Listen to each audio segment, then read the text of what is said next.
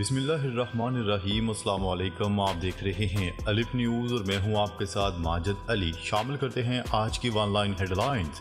غزہ کے بارے میں عالمی بینک کی رپورٹ سامنے آ گئی۔ عالمی بینک اور اقوام متحدہ کی تازہ ترین رپورٹوں سے پتہ چلتا ہے کہ غزہ کی بنیادی اور شہری تنصیبات پر اسرائیل کے حملوں کے نتیجے میں اب تک $18.5 ارب مالیت کا نقصان ہو چکا ہے۔ مسلمانوں کا بائیکاٹ، وائٹ ہاؤس میں افطار ڈنر منسوخ۔ تقریب اس لیے منسوخ کر دی گئی کیونکہ لوگوں کی بڑی تعداد نے شرکت نہ کرنے کا فیصلہ کیا تھا۔ امریکی مسلم رہنماؤں کی جانب سے بائیکاٹ کے اعلان کے بعد وائٹ ہاؤس نے افطار ڈنر منسوخ کر دیا۔ عرب ٹیلی ویژن کی رپورٹ کے مطابق نام ظاہر نہ کرنے کی شرائط پر وائٹ ہاؤس ذرائع نے بتایا ہے کہ مسلم رہنماؤں کی جانب سے افطار ڈنر کے بائیکاٹ کے بعد وائٹ ہاؤس نے تقریب منسوخ کر دی۔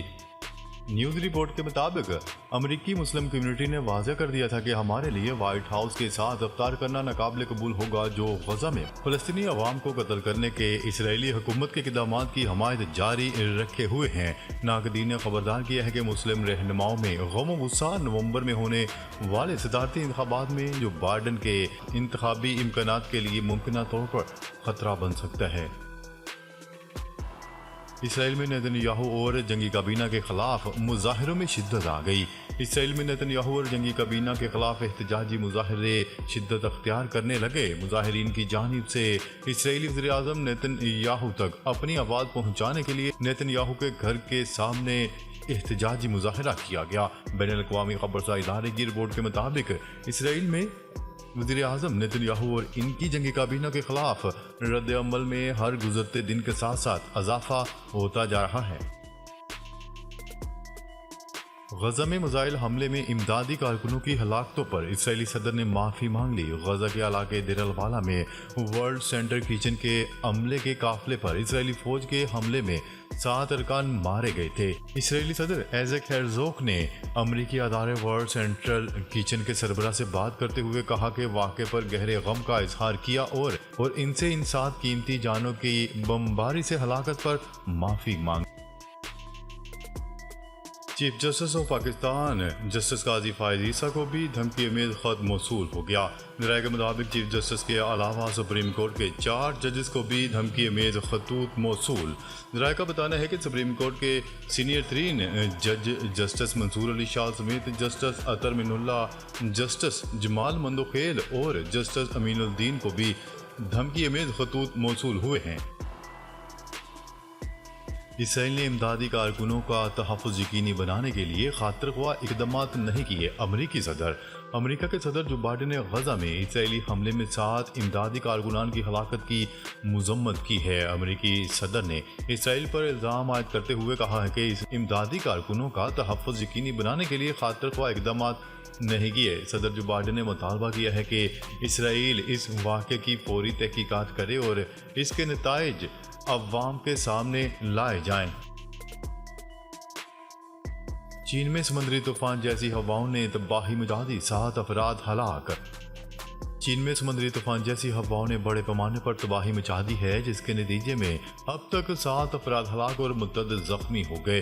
عالمی خبرساز ادارے کی رپورٹ کے مطابق چین کے 9 شہروں اور 54 کاؤنٹیز میں گزشتہ 4 دن سے ایسی تند و تیز ہواؤں کا ڈیرا ہے جس کی شدت سمندری طوفان جیسی ہے اور جس نے معمولات زندگی بری طرح متاثر کر رکھے ہیں۔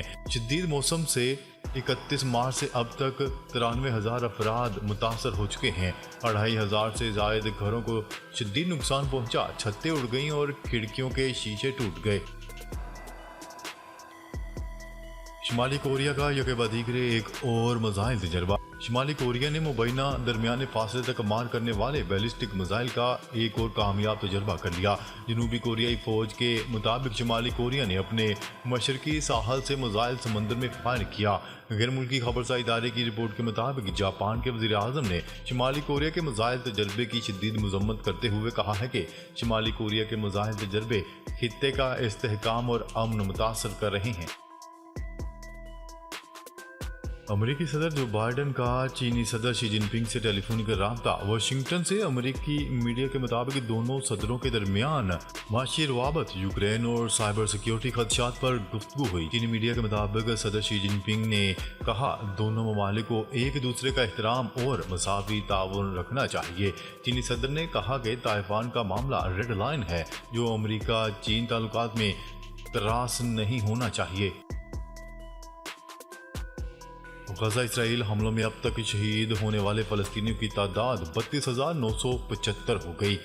غزہ میں اسرائیلی بربریت جاری ہے۔ گزشتہ سال 2023 کے ماہ اکتوبر سے اب تک اسرائیلی حملوں میں شہید فلسطینیوں کی تعداد 32,975 ہو گئی۔ غزہ کی وزارت صحت نے بتایا ہے کہ غزہ میں اسرائیلی حملوں میں اب تک 75,577 فلسطینی زخمی ہو چکے ہیں۔ غزہ کی وزارت صحت کے مطابق گزشتہ 24 گھنٹوں میں اسرائیلی حملوں میں 59 فلسطینی شہید اور 83 زخمی ہو گئے۔ سعودی عرب میں شدید بارشوں کا الرٹ جاری، عوام کو احتیاط کا مشورہ۔ سعودی عرب میں موسمیات کے قومی مرکز میں موسم اور موسمیاتی پیشگوئی کے ڈائریکٹر کا کہنا ہے کہ بدھ سے مملکت کے جنوب سے شمال تک بارشیں ہو سکتی ہیں۔ امریکہ میں رواں ہفتے بڑے طوفان کی پیشگوئی۔ امریکہ میں رواں ہفتے بڑے طوفان کی پیشگوئی کر دی گئی جس کے نتیجے میں لاکھوں افراد کے متاثر ہونے کا خدشہ ہے۔ غیر ملکی خبرساز ایجنسی کی رپورٹ کے مطابق امریکی ریاست ٹیکساس سے ورجینیا تک رواں ہفتے طوفان کے وسیع سسٹم کی نشاندہی کی گئی ہے جس کے نتیجے میں سیلاب اور برف باری کا خطرہ ہے۔ ٹیکساس سے ورجینیا تک بڑے طوفان کے باعث 5 کروڑ سے زائد افراد متاثر ہو سکتے ہیں کیونکہ اوہایو، کینٹکی اور انڈیانا ریاستوں کے کچھ علاقے میں شدید بارشوں کا خطرہ ہے۔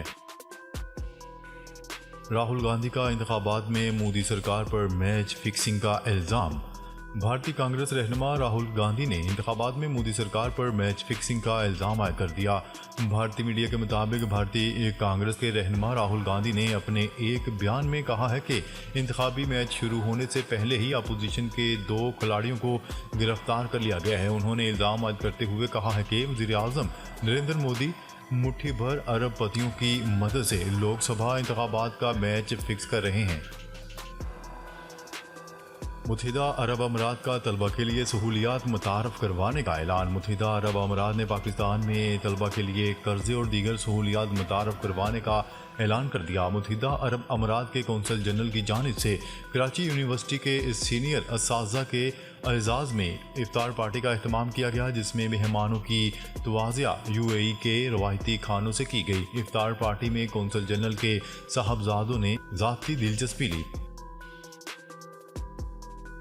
9 مئی واقعات عمران خان کی درخواست بریت پر دلائل طلب۔ ڈسٹرکٹ اینڈ سیشن کورٹ اسلام آباد نے بانی PTI عمران خان کی درخواست بریت پر دلائل طلب کر لیے۔ جوڈیشل مجسٹریٹ سہیب لال نے بانی PTI کے خلاف 9 مئی واقعات پر تھانہ کھنہ میں درج مقدمے کی سماعت کی۔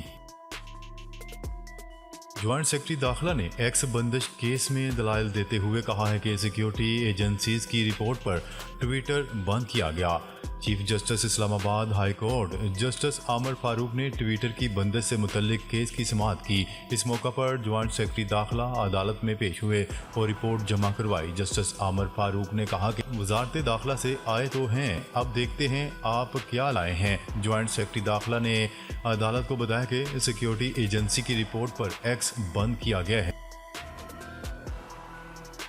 کرکٹ کے بعد ہاکی میں بھی غیر ملکی کوچز لانے کا فیصلہ۔ کرکٹ کے بعد اب ہاکی فیڈریشن نے بھی غیر ملکی ہیڈ کوچ لانے کا فیصلہ کر لیا۔ نو منتخب صدر طارق بگٹی عید کے بعد وزیر اعظم ہاکی کے مسائل پر بات چیت کریں گے، جبکہ رولنٹ پاکستان ہاکی ٹیم کی کوچنگ کے مضبوط امیدوار ہیں۔